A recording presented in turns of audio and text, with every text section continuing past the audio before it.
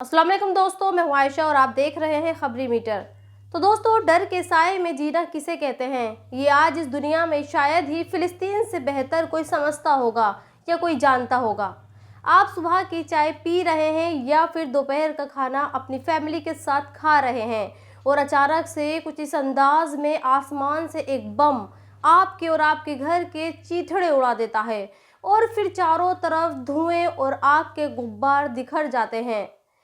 लेकिन अफसोस इस बात का है कि इस तरह के बमों के साए में जीते जीते फिलिस्तीन के लोगों को तकरीबन 1.5 साल हो चुका है, मगर इसका कोई अंत नज़र नहीं आ रहा। आज मैं आपको बताऊंगी कि क्यों 54,000 मौतों के बाद भी फिलिस्तीन के लोगों से मौत का ये साया ख़त्म नहीं हो रहा। लेकिन आज आप सबसे पहले ये जानिए कि हमारे देश और बांग्लादेश में बेसिक फ़र्क क्या है और हमारे देश की अदालतें और बांग्लादेश की अदालतें किस तरह से इंसाफ करती हैं। बांग्लादेश का कोई एक वकील वहां की अदालत में एक याचिका दायर करता है और ये कहता है कि बांग्लादेश में इस्कॉन की जो एक्टिविटी हो रही है उन पर बैन लगाया जाना चाहिए। उस याचिकाकर्ता की ये दलीलें होती हैं कि इस्कॉन की वजह से बांग्लादेश में हालात बिगड़ रहे हैं, इसीलिए इस पर बैन लगाया जाना चाहिए। ये याचिका ठीक वैसे ही दाखिल की गई जैसे हमारे देश में पहले संभल की जामा मस्जिद और फिर अजमेर की दरगाह के लिए की गई। लेकिन जानते हैं, बांग्लादेश के हाई कोर्ट ने ये याचिका खारिज कर दी और ये कहा कि जिस शख्स ने याचिका दाखिल की है उसकी दलीलों में कोई दम नहीं है, उसके पास कोई सबूत नहीं है, लिहाजा इस्कॉन के खिलाफ बैन नहीं लगाया जा सकता। लेकिन हमारे देश की अदालतें ऐसा नहीं करती। मस्जिद या फिर दरगाह के खिलाफ अगर हमारे देश की अदालत में कोई याचिका आती है उसे फ़ौरन सुन लिया जाता है, जबकि हमारे देश में 1991 में प्लेसेस ऑफ वर्शिप नाम का एक कानून है जो ये कहता है कि 1947 से पहले जो भी धार्मिक स्थल हैं वो जिस तरह से रहें वही रहेंगे, कोई दावा नहीं ठोक सकता। फिर भी हमारे देश की छोटी छोटी अदालतें अपने ही देश के बनाए कानून के खिलाफ जाकर मस्जिद के खिलाफ आने वाली याचिकाओं को ना सिर्फ सुनती हैं बल्कि उस पर फैसला भी दे देती हैं, जैसे संभल की शाही जामा मस्जिद के बारे में हुआ और जैसे अजमेर की दरगाह के बारे में हुआ। दोनों ही केसों में अदालतों ने याचिका सुनने के बाद संबंधित पार्टियों को नोटिस जारी कर दिया। संभल में तो अदालत ने ये भी ऑर्डर दे दिया कि आप मस्जिद में जाइए, सर्वे कीजिए और ये पता लगाइए कि क्या वाकई मस्जिद मंदिर को तोड़कर बनाई गई है। जबकि अदालत में बैठे जजों को ये अच्छी तरह से पता है कि जिन मस्जिदों के बारे में वो फैसला सुना रहे हैं वो मस्जिद 1947 से पहले की बनी हुई है और उन पर देश की पार्लियामेंट में बनाया गया कानून लागू होता है। बावजूद इसके वो ऐसा कर रहे हैं और नतीजा आज मुसलमानों को अपनी ही मस्जिदों में इस तरह की सिक्योरिटी के साए में नमाज पढ़ने को मजबूर होना पड़ रहा है। खैर, आगे बढ़ते हैं क्योंकि मौजूदा वक्त मुसलमानों के लिए आजमाइश का वक्त है। हमारे देश में तो मस्जिदों के खिलाफ ही याचिकाएं दायर हो रही हैं, फिलिस्तीन में तो सीधे लोगों के घरों पर बम गिराए जाते हैं और उन्हें ये भी पता नहीं होता कि कब किसके घर, किसकी कॉलोनी और किसके मोहल्ले में बम गिरेगा। जैसे ही तस्वीरें कल की हैं, अल जज़ीरा के मुताबिक 28 नवंबर की सुबह गाजा पट्टी में नुसीरत नाम के एक रिफ्यूजी कैंप पर इजराइल ने एक एयर स्ट्राइक की। खबरों के मुताबिक इस एयर स्ट्राइक में 9 लोगों की मौत हो चुकी है और सिर्फ यही नहीं, 28 नवंबर के दिन ही गाजा पट्टी में अलग अलग जगहों पर इजराइल के हमलों में 42 लोगों की मौत हुई और ये दावा फिलिस्तीन के मेडिकल डिपार्टमेंट ने किया है।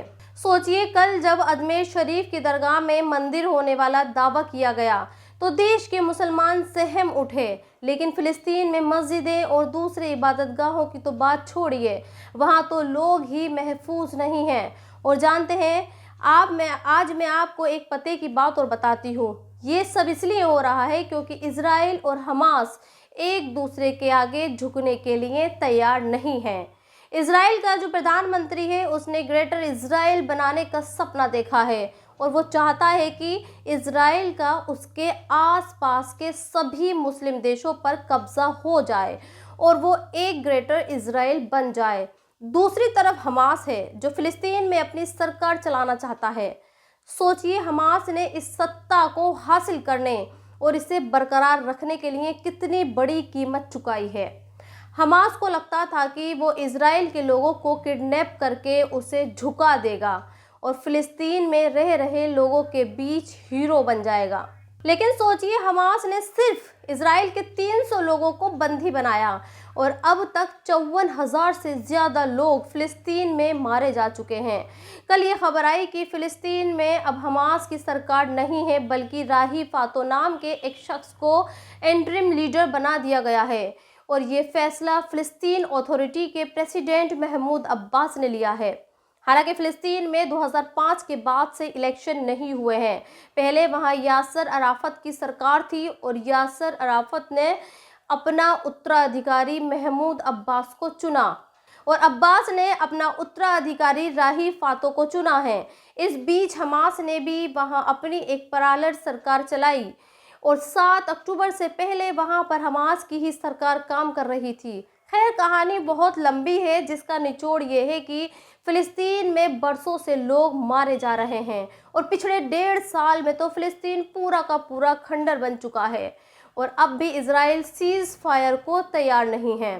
हाँ, उसे ईरान के दबाव में आकर इतना ज़रूर कहना पड़ रहा है कि लेबनान की तरह हमास के साथ सीज फायर करने के लिए तैयार है, मगर सीज फायर का मतलब ये नहीं होगा कि वो फिलिस्तीन के खिलाफ युद्ध को हमेशा हमेशा के लिए ख़त्म कर देगा, बल्कि जब उसकी मर्जी होगी तब वो हमास पर हमला करेगा। खैर आज आपके लिए एक और ज़रूरी खबर है और वो खबर ये है कि जिस इंटरनेशनल क्रिमिनल कोर्ट यानी ICC ने नेतन्याहू के खिलाफ अरेस्ट वारंट जारी किए हैं, उसी कोर्ट ने म्यांमार के कर्ता धर्ता और लीडर के खिलाफ भी अरेस्ट वारंट जारी किए हैं। जिस शख्स को आप देख रहे हैं ये वही म्यांमार की लीडर है। इस पर भी आरोप है कि इसने म्यांमार में रहने वाले मुसलमानों का न सिर्फ नरसंहार किया, बल्कि उन्हें उनके खुद के देश से बाहर भगा दिया और आज ये रोहिंग्या मुसलमान दर दर की ठोकरें खा रहे हैं। कोई भी देश इन्हें शरण देने को तैयार नहीं है, लेकिन आज इस खबर की कोई बात नहीं कर रहा। शायद आपको यकीन ना आए, लेकिन बर्मा के ये मुसलमान 1785 से धक्के खा रहे हैं। आज दुनिया फिलिस्तीन के मुसलमानों की तो बात करती है, लेकिन रोहिंग्या मुसलमानों की कोई भी बात नहीं करता। जानते हैं क्यों? क्योंकि रोहिंग्या मुसलमान देखने में कमज़ोर और रंग में गोरे नहीं होते। तो दोस्तों आज की इस वीडियो में इतना ही। आप भी अपना ख्याल रखिए और मेरे चैनल को सब्सक्राइब ज़रूर कर दें। शुक्रिया।